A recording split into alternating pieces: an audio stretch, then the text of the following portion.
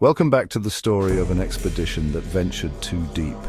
In this chapter, the crew faces their darkest trial yet, as the submerged city of Nethralis begins its horrifying ascent. And its grip tightens on their minds and souls. Stranded and vulnerable, the crew huddles together on the edge of survival. Their submersible lies in ruins, crushed by monstrous sea creatures in the last attack, leaving them with no means of escape.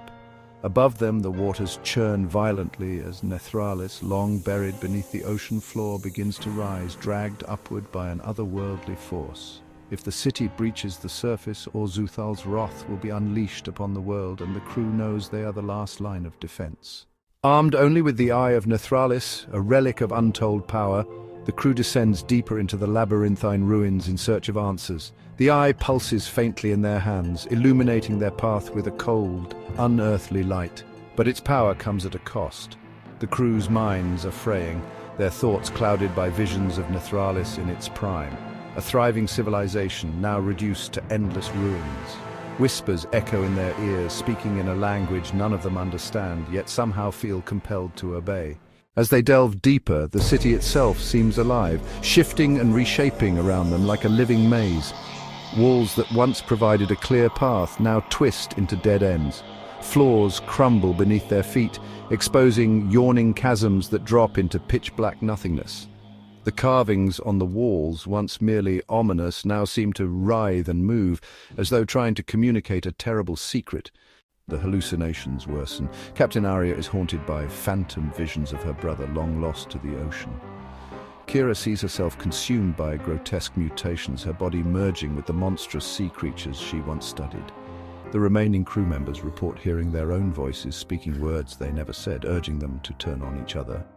Their trust is eroded as Orzuthal's influence creeps into every corner of their minds. But hallucinations aren't the only danger. As the crew descends, the sea creatures grow more feral and grotesque. These aren't the beasts of the natural world, they are manifestations of Orzuthal's power, twisted and maddened by the god's hunger.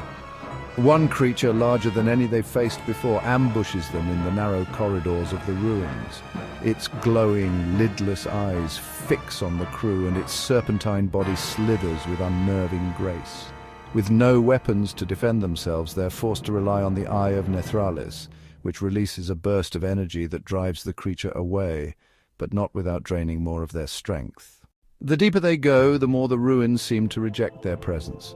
Earthquakes rock the city, and torrents of water surge through its halls as if the very ocean is conspiring to drown them.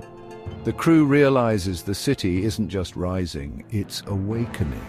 Each step they take brings them closer to the temple at the city's heart, where they hope to find a way to stop the ascent. But the temple radiates a malevolence that feels almost insurmountable, as though Orzuthal himself is waiting for them to arrive. Exhausted, terrified, and barely holding on to their sanity, the crew knows they are out of time. Nethralis rises faster with each passing hour, and Orzuthal's power grows more palpable with every step. The line between reality and illusion has vanished, leaving them to question whether they're walking towards salvation or straight into the abyss. Can the Eye of Nethralis give them the answers they seek, or will it demand a price too great to pay? The answers lie deep beneath the depths, but so does something far more sinister.